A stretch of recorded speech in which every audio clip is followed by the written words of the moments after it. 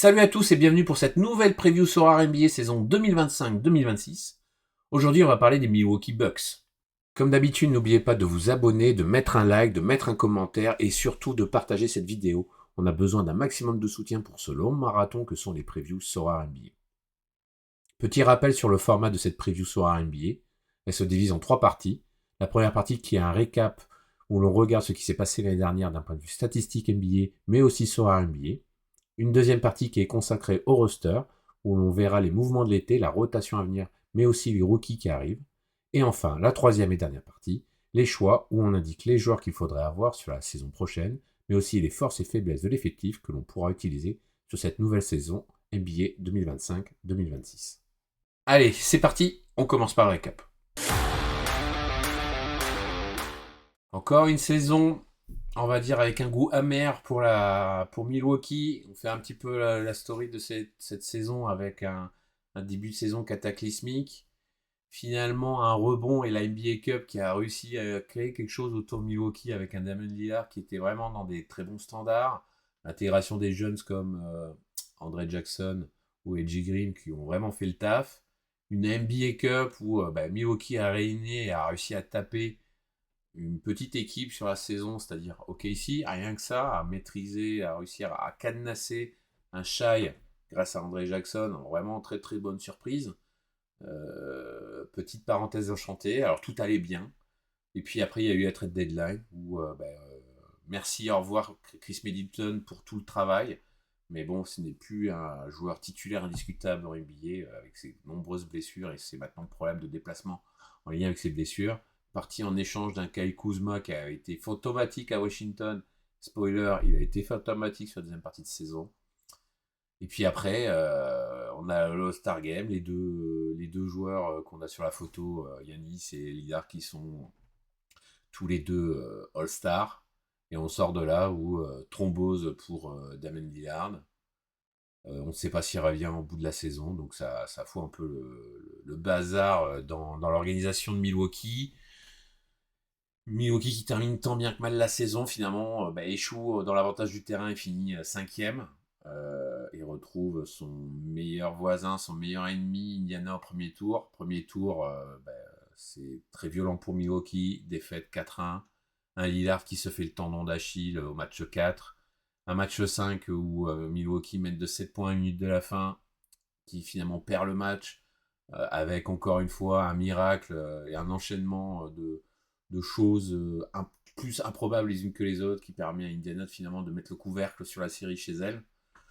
Voilà, c'est vraiment une saison encore une fois où il y a du what if à mort parce que trop de blessures à des moments clés, pas assez de talent de profondeur. Et puis voilà, globalement, si on regarde bien côté stats, c'est une équipe mid, hein, une équipe 11e en nombre de points marqués, 13e en nombre de points encaissés, 11e en net rated, c'est voilà, la parfaite équipe au milieu. Donc une équipe du milieu, c'est tout ce qu'on déteste, c'est fade, c'est sans saveur. Et c'est bien dommage d'avoir une équipe middle avec un talent générationnel comme Yanis dedans. Donc beaucoup de déception encore une fois pour Yanis et pour les supporters de Milwaukee d'être pour la 3e année d'affilée éliminés au premier tour. Après, si on regarde donc sur les stats d'équipe en elles-mêmes, le milieu se traduit totalement. Il y a autant de rouge que de vert, hein, donc des très bonnes stats très hauts et des stats très basses, hein, très bon en niveau perte de balle, pas beaucoup de perte de ballon, deuxième de toute la ligue en termes de rebond défensif, euh, hyper efficace sur le shoot, en ayant que la 21e équipe pardon, à tenter du 2 points, mais 6e équipe à scorer. Première équipe a réussi à 3 points, donc c'est une petite surprise ça quand même que ce soit Milwaukee qui finit première équipe en nombre de points rentrés. Sur la 18e équipe a tenté le nombre de 3 points, donc il y avait un très bon ratio offensif sur le nombre de tirs pris et ce qui a été mis. Mais par contre après, pas beaucoup de passes, alors c'est beaucoup de jeux en isolation Milwaukee, hein, merci Yanis, hein. C'est la force du Yanis. 30e dernière pire équipe au rebond offensif et 27e en termes d'interception réussie. Donc voilà, ce tableau-là résume, les deux tableaux même résument totalement une équipe moyenne dans sa globalité. Les joueurs dans ce rare, parce que malgré cette équipe middle, ben on a quand même des joueurs et après le joueur qu'on choisit et waouh, attention, vous allez être surpris, restez bien assis. Bah, Giannis Antetokounmpo, hein, vraiment deuxième meilleur joueur de la saison. Un cheveu de la Trinité, comme on dit. Hein. Donc la Trinité, c'est les goats absolus du jeu dans ce rare, c'est Wemby, Jokic et Doncic. Monstrueux, voilà, de bout en bout. 15 matchs quand même ratés, c'est quand même pas mal. Mais après, une régularité, un nombre de points, du rebond, plus de 30 points, du rebond, de la passe, du con. Il était partout. Voilà, partout, partout. Et il a tenu sur ses larges épaules les Bucks tout entiers. Il a bien été quand même secondé par un Damian Lillard qui a fait le taf, malgré, malheureusement, des soucis de santé beaucoup trop importants pour pouvoir le sortir du chapeau de la saison. Voilà, un deuxième meilleur joueur offensif dans Soar, cinquième joueur défensif dans Soar, enfin, une saison monstrueuse, voilà, il n'y avait rien d'autre à dire. Un joueur qui a fait du bien dans ses stats et qui pouvait être considéré sur certaines Game Week avec le transfert de Doncic à Los Angeles ou un peu de méforme de Jokic d'être le MVP d'une championne. La promesse, c'est une surprise. C'est réellement une surprise. Ryan Rollins, qui a réussi en fait à avoir un rôle dans la rotation et encore plus important, à s'incruster et à s'imposer dans la rotation au moment où Lillard a été absent avec sa thrombose. 350e joueur, 354e joueur Soar automatiquement parce qu'il n'a pas beaucoup joué. C'est vraiment sur la deuxième partie de saison qu'il a pris un rôle très important. Il avait un L10 tout petit, donc c'était hyper intéressant parce qu'il faisait facilement du entre 20 et 30 avec un L10 inférieur à 10. Donc c'est ce qu'on cherchait exactement comme joueur, style de joueur à être titulaire et il apporte un rôle différent dans le jeu de Milwaukee et c'est un joueur qui sort de son chapeau et qui peut-être aura un rôle l'année prochaine, mais on va en reparler plus tard. Et enfin, la déception. Alors, on aurait pu parler de Chris Middleton, mais bon, on tire pas sur les vieux et sur des joueurs qui auront leur maillot retiré en haut du plafond du centre des Milwaukee Bucks. Non, on va parler de Kyle Kuzma. Hein. Kyle Kuzma qui a fait une première partie de saison catastrophique à Washington, qui était à 100 années-lumière de la saison d'avant. Les Bucks sont allés le chercher. Bon, pourquoi pas. 159e joueur Soar, une saison en décrépitude où en fait il n'a rien fait. Il n'a pas mis un pied devant l'autre. Il n'a pas réussi à s'intégrer correctement dans le 5 et dans la rotation de Milwaukee. Vraiment, saison à oublier. Hein, vraiment, il a passé comme une âme en peine cette saison. On va espérer qu'il y ait une réaction parce que ils ont quand même investi sur lui, Milwaukee, en le transférant, en le récupérant. Maintenant, il y a peut-être de la place à jouer, donc bon, on verra. Mais en tout cas, ouais, voilà, c'est pas du tout à l'attendu de ce que tu peux espérer en faisant un trade d'une ancienne gloire et d'essayer de récupérer des assets intéressants pour renforcer ton équipe. On regarde au niveau des statistiques SORAR de l'équipe des Milwaukee Bucks, voilà, je peux mettre en plein milieu, middle, milieu, moyen. 16e équipe en nombre de PSO marqués, alors que tu as le deuxième meilleur joueur du jeu, ça fait un peu peur. 17e équipe à encaisser plus de points. Si on regarde globalement, c'était un spot sur les postes de garde, ça défendait pas très bien sur les postes de guard, 20e. Guard titulaire. Sur les forwards, c'est middle, 16e et 14e, que ce soit des starters ou des bench. Alors c'est un tout petit peu mieux, mais bon, il y avait surtout du taf d'André Jackson qui est plus un profil très bon défenseur, on va dire, qui est encore moins qu'attaquant. En tout cas, il avait des missions et il a fait quand même une partie de la saison intéressante là-dessus. 14e sur le poste de pivot. Et après, on voit par contre sur le bench où c'était très bon sur les guards et sur les guards sortant du banc et les centres, les pivots sortant du banc. Mais bon, globalement, voilà, c'est milieu encore. Hein, si on fait la moyenne, on est encore voilà, sur un milieu de scoring encaissé par les adversaires. Donc c'était une match-up qu'on pouvait potentiellement viser en fonction des absents et en cherchant les forces et faiblesses et les problèmes de défense sur la ligne arrière de Milwaukee. Donc c'est pas du niveau d'une équipe qui, avec un joueur générationnel, doit aller chercher le titre. Voilà, très clairement. Donc bon. C'est encore une fois du milieu. On peut mettre en titre les Milwaukee Milieu Bucks, très clairement. Euh, pour nous, en tant que joueurs soir, c'est intéressant à regarder en termes de match-up adverse. Et en termes de scoring global, ouais, ça se compte un peu sur les doigts de la main, les joueurs qui sont intéressants. On va maintenant regarder comment le front office a essayé d'améliorer cet effectif avec le roster. Le roster avec du gros mouvement cet été, du très gros mouvement. On commence direct par le projet Lillard qui malheureusement se termine. Énorme contrat, bonne saison l'année dernière, mais énorme contrat qui gèle totalement les finances de Milwaukee. Donc buyout, merci, au revoir Damian. Il est retourné à la maison, à Portland. Qu'est-ce qu'on peut en retirer de ce projet Damian Lillard à Milwaukee? Ça n'a pas... L'année dernière a été une bonne saison de Damian Lillard, mais c'est pas suffisant en fait. Et c'était pas peut-être la star à mettre avec Giannis à côté. C'est pas concluant, c'est pas satisfaisant, on va dire globalement. Son passage à Milwaukee, voilà, c'est plus une frustration qu'autre chose. Après, on a trois autres départs. Alors le plus gros des trois autres, c'est bien évidemment Brook Lopez. Alors, on est en train de cocher la case de tous les joueurs qui étaient là au titre et qui partent un à un. Merci Drew, puis après Chris Middleton, et maintenant Brook Lopez qui a pris ses valises aux Clippers. Bon, plus réellement un vrai titulaire NBA, un très bon joueur en sortie de banc, mais limité par son âge avancé sur des rotations, sur des pivots plus puissants, plus jeunes, où il se faisait vraiment défoncer. Il a fait quand même quelques pics intéressants, mais c'était compliqué, quoi. Donc là, non, le cordon est coupé. Merci pour tout, merci pour les travaux, tu auras aussi ton maillot retiré.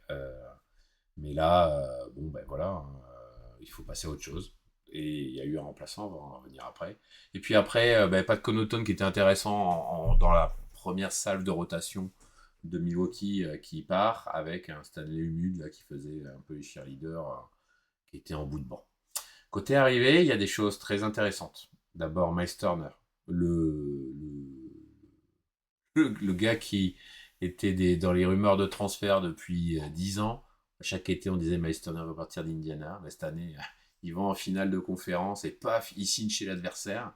Il était argent libre et ils ont mis un Tararo pas trop cher quand même pour un joueur de son calibre sort d'une super saison à Indiana, qui semble sur le papier être un parfait complément avec Yanis. Donc ça fait vraiment un secteur intérieur qui est vraiment très très sérieux. Donc on a vraiment hâte de voir ce que ça va donner, mais on va en reparler plus tard de Miles Turner. Autre arrivée, Colotoni. Colotoni qui était un peu un pétard ambulant en sortie de banc d'Orlando et qui arrive là et qui aura peut-être sa chance. On va aussi en reparler plus tard. Qui est un très gros scoreur. Au vu de la gueule des lignes arrière à Milwaukee, ils vont en avoir besoin. Donc il a sûrement sa carte à jouer. Et avec plus de liberté, ça peut être un joueur à suivre. Et puis après, Amir Kofi avant tout. Amir Kofi qui était un bon joueur de rotation, alors qui n'est pas non plus le transfert de l'année, mais un très bon joueur de rotation aux Clippers et qui arrive là, il sera un élément intéressant en sortie de banc à Milwaukee. Et enfin, la mascotte, Thanasis Antetokounmpo pour dire Yanis, STP frère, reste à la maison, tiens, on fait re-signer ton frère. Donc bon, voilà, donc lui, c'est plus la famille, comme diraient certains, qu'autre chose. Côté rookie, un deuxième choix de draft, Bogoljub Markovic, désolé pour la prononciation, je suis pas serbe, donc n'hésitez pas à me mettre en commentaire comment ça se dit. Bogoljub Markovic, on va rester surtout sur Markovic. 48e choix, c'est un power forward, donc un ailier fort. Il est comparé à Pokoyevski, célèbre joueur obscur russe qui a tourné un peu à droite à gauche dans la ligue. Avant toute chose, c'est vraiment un jeune intérieur avec une très grande taille par rapport à son poste. Il fait plus de 2m10. Il a joué surtout et brillé surtout sur les ligues européennes. Il fait partie des top prospects et des VP de jeunes. Serbie, donc il joue sur l'équipe de Serbie, donc il fait partie de l'équipe avec Jokic. Il a réussi à montrer quand même des qualités intéressantes en termes de polyvalence et de scoring. Il est capable de marquer à mi-distance et en intérieur. Il a bon déplacement en poste. Il a en plus, jeu serbe et formation serbe oblige, un certain sens de la passe, pardon, avec une très bonne vision du jeu. Donc ça peut être sûrement un joueur très polyvalent malgré sa taille et peut-être une sorte de licorne un peu, on verra, hein, mais il y a des choses vraiment intéressantes. Et là, comme tout joueur européen qui arrive en NBA, physique encore léger pour la NBA, il a un peu de peine en fait à créer de façon autonome via son dribble ou en isolation ses propres opportunités. Et il n'a pas encore assez de régularité au tir. Donc bon, de toute façon, c'est un deuxième tour, c'est un prospect à travailler pour l'avenir et à polir doucement, mais il y a de possibilités qu'il atteigne un bon niveau NBA pour être une bonne rotation dans cette équipe des Milwaukee Bucks. La rotation avec la Dev Chart proposée par CBS Sport, alors on va dire, au vu de l'effectif, rien d'original, mais bon, accrochez-vous quand même. Kevin Porter Jr., Gary Trent Jr. pour le bas de court. Kai Kuzma, Giannis Antetokounmpo et Miles Turner, c'est un peu deux salles, deux ambiances. On a deux pétards ambulants, voire pétards mouillés, ça va dépendre des soirs si ça rentre ou pas entre Gary Trent Jr. et Kevin Porter Jr. On serre les dents, franchement, d'avoir ces deux joueurs titulaires à l'arrière-garde, parce que ça peut être très intéressant quand ça met les tirs, mais quand ça met pas, aïe, aïe, aïe, aïe, aïe, c'est pas foufou. Et puis, est-ce que c'est réellement des titulaires en NBA? Alors, des joueurs de première rotation, aucun doute. Mais titulaire en NBA dans une équipe avec un Yanis, et puis c'est pareil, c'est qui défend entre les deux. Très inquiet. Voilà, très clairement, on va aller droit au but. C'est pareil. Après, sur le poste 3 de small forward, Kyle Kuzma titulaire. On va en reparler juste après. Mais à moins qu'on retrouve un Kyle Kuzma enfin bon dans une équipe forte. Mais voilà, on est un peu dubitatif. Et puis après, par contre, alors le bas de court, les yeux fermés, c'est titulaire et ça semble parfait sur le papier. Giannis et Miles Turner, franchement, super coup de Milwaukee d'avoir signé Miles Turner. Ça semble ultra complémentaire et vraiment hyper intéressant des deux côtés du terrain. Donc vraiment, là, de ce côté-là, c'est top. Et pour la conférence S, ça leur permettra vraiment de gagner des matchs.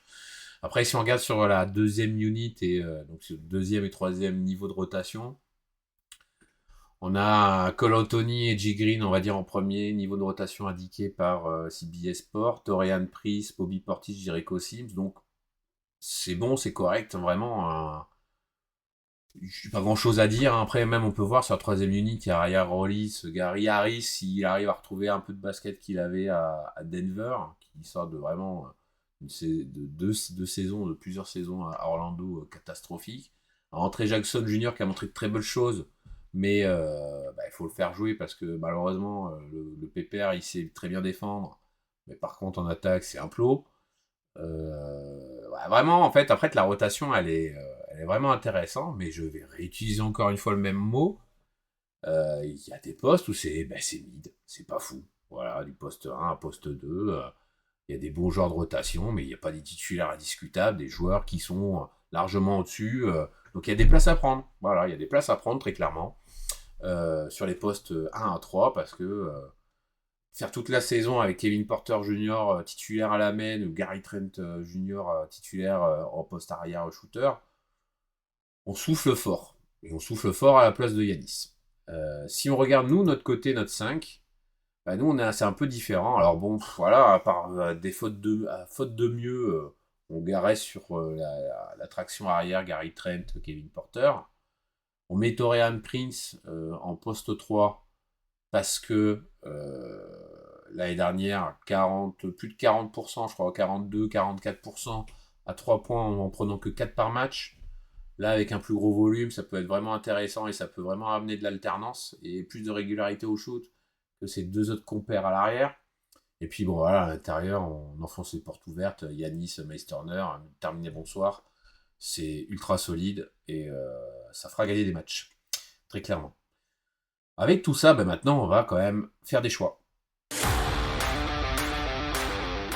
Les choix, on commence tout de suite par les joueurs, parce qu'il y a quand même des joueurs à choisir. On commence par le choix. Alors, on va pas vous insulter ou vous faire l'adage de dire prenez Yanis, hein, ça semble une évidence. Hein. Sinon, je vous dis Yanis, vous terminez la vidéo, terminez bonsoir, fini, au revoir. Hein.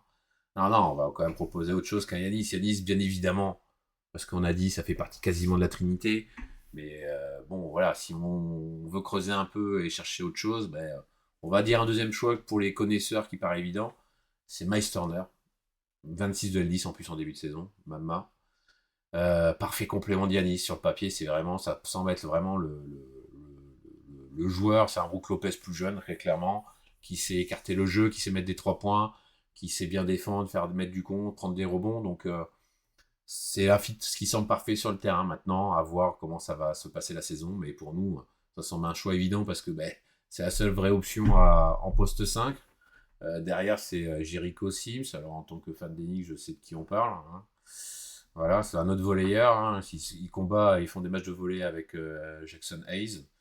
Mais bon, voilà, c'est la vraie seule option. Après, il y a un peu un Whoopi Portis, mais c'est vraiment pour rendre service. Hein, voilà. Mais c'est la seule vraie option, Miles Turner en 5, donc il va avoir masse de temps de jeu.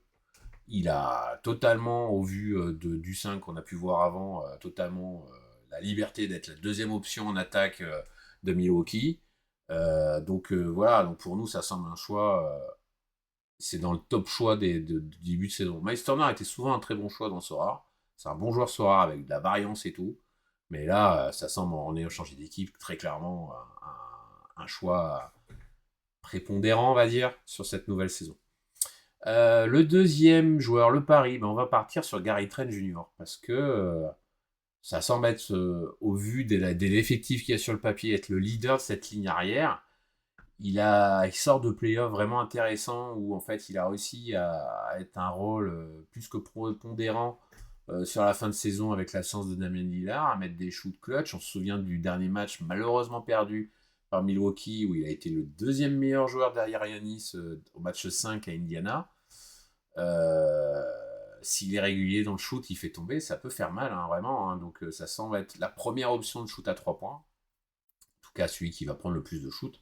Comme on l'a dit, il y a Taurean Prince qui a l'air plus efficace, mais est-ce qu'il va prendre autant de shoot, un aussi gros volume de shoot que Gary Trent? Vraiment pas sûr. Donc on estime, et c'est pour ça qu'on fait le pari que Gary Trent sera le leader de la ligne arrière avec les premières options prises, et que derrière, en fait, il n'a pas de concurrence sérieuse. Il a des joueurs de rotation derrière qui seront là pour lui prendre, le faire souffler, pas lui piquer des minutes, très clairement. Hein, parce qu'Edgy Green, c'est intéressant, mais est-ce que ça lui prendra la place? Non. En tout cas, on pense pas. S'il fait le taf, voilà. Donc pour nous, c'est notre pari, Gary Trent. Le risqué, je souffle déjà. Quel Kuzma? Quel est le projet? Est-ce qu'il est mieux intégré? Est-ce qu'il a envie de jouer au basket? Est-ce qu'il a envie de se sortir les doigts du cul, de tuer cette image qu'il a de loser, de joueur fort chez les faibles, faible chez les forts?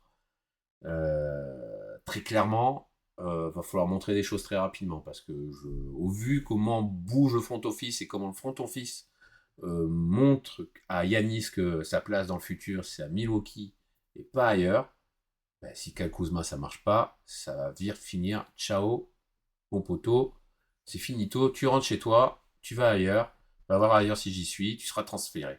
Donc à surveiller, pour nous ça semble risqué. Alors, elles disent de 15 très bas, peut-être titulaire. À voir comment notre ami Doc Rivers va gérer son cas. S'il est en confiance, ça peut être une bonne opportunité. Mais en tout cas, on ne mettra jamais la maison là-dessus. Trop de déception. À voir. Vraiment, voilà. Pour nous, ça nous semble trop risqué. Il y a d'autres joueurs à trouver et à prendre avant lui, très clairement. Mais voilà, trop de risques. Très clairement, voilà, c'est ça. On n'a pas envie de se positionner sur un joueur du type Kyle Kuzma. Et enfin, le win now, c'est une autre arrivée. Cole Anthony, avec un indice de 13, qui va être première option en guard derrière Kevin Porter Jr. On l'a vu qu'il est capable de péter de très très gros scores. À Orlando, il a pu sortir 2 ou 3 fois de sa boîte. Il a fait des scores supérieurs à 50 en sortie de banc. C'est un meneur scoreur, hein. C'est pas du tout un meneur organisateur, hein. C'est un meneur qui score, qui attaque le cercle, qui shoot et tout. ça semble être la première option en sortie de banc en termes de scoring, peut-être devant AJ Green, très clairement. En tout cas, sur la ligne arrière, ce sera voilà, le premier gros scoreur et celui qui aura des opportunités de maintenir un flow et un rythme d'attaque, très clairement, c'est sa spécialité. Et puis après, peut-être aussi une possibilité d'être titulaire selon son niveau, hein, très clairement, hein, parce que devant, c'est que Kevin Porter Jr. On connaît hein, l'instabilité du poteau. Il y a une possibilité.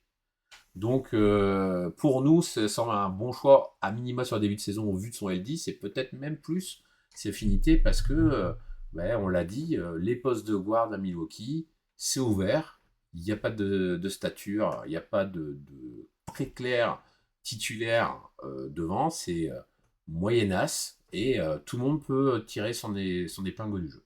Bon, qu'est-ce qu'on en fait de Milwaukee dans ce soir? C'est une très bonne question. Bah, d'abord, Yanis omnipotent, Yanis, il fait partie, c'est plus la Sainte Trinité, mais à 4, comme diraient certains. Euh, il va être encore voilà, partout. S'il veut aller chercher un titre avec Milwaukee. Et Dieu sait qu'il a de la patience. Vraiment, c'est un des rares joueurs de club où en fait il met la pression sur sa franchise parce qu'il veut gagner, mais il ne fout pas non plus un bazar monstre. En tout cas, en visibilité publique pour taper du poing sur la table pour dire les gars, je suis un joueur générationnel, je dois avoir plus de possibilités d'aller en finale NBA et de gagner des titres que de me faire éliminer, me faire taper les fesses au premier tour. Donc voilà, Yanis très clairement omnipotent. Turner, trade gagnant, enfin signature gagnante, même plutôt, parce que c'est pas un trade, c'est une signature. Ça semble un super bon relais à un Brook Lopez vieillissant. C'est un tarot pas cher, c'est un joueur qui a prouvé au fil des années sa valeur à Indiana. Il est vraiment, sur le papier en tout cas, le parfait complément d'Yanis. Donc on se dit, let's go les gars, ça semble être du win-win très clairement. Et enfin, aussi, côté Milwaukee, qu'est-ce que ça va donner la rotation des guards hein, franchement, on l'a dit, c'est ouvert, pardon. Il y a des titulaires un peu sur le papier, mais sur le terrain, ça peut très vite changer. Euh, il y a vraiment un match à 5-6 joueurs pour 2 postes. Hein, et on pourrait même aller un petit peu plus loin sur les forwards, où il y a pas de stature en fait de joueurs sur le papier, à moins que Doc Rivers ait déjà des idées en tête, de joueurs indiscutables en tant que titulaire. Et si on est contre Milwaukee, nous on va surveiller la défense, hein, parce que l'intérieur semble verrouillé. Mais après, let's go. Hein. Un bon forward, des bons guards. Ça va être intéressant à viser, vraiment, parce que c'est pas des joueurs réputés hyper forts en défense qui vont jouer. Alors, il y a peut-être à surveiller un peu comment va être utilisé André Jackson. Un Torian Prince aussi, ça se débrouille un peu en défense. Mais après, à côté, c'est vraiment pas le Pérou. Donc, nous, un fort guard face à Milwaukee, ça se réfléchit pas beaucoup. Hein, ça se pose très rapidement. Et enfin, voilà, les rotations et la défense, hein, globalement, c'est que par rapport à la rotation, on a vu que c'était middle et tout. La rotation derrière Miles Turner, ça fait flipper. La rotation derrière Yanis, ça fait flipper. Voilà, donc, et puis voilà, rotation sur les guards, on est même sur niveau. Donc, globalement, en fait, c'est quand même une équipe que Milwaukee, on va regarder sur des match-ups de joueurs face à Milwaukee, où on sait que globalement, la défense, elle est pas élite, elle est moyenne, donc il y a des choses à exploiter. Et on l'a dit, sur des postes 3, de 1 à 3, il y a vraiment des choses à pouvoir regarder vraiment précisément. Cette preview concernant les Milwaukee Bucks est maintenant finie. On espère qu'elle vous a plu. Alors n'hésitez pas à partager, liker, mettre un commentaire. Envoyez-nous de la force. Il nous reste une semaine avant le début de la saison NBA. Alors on se retrouve demain pour une nouvelle preview. Allez, tchuss!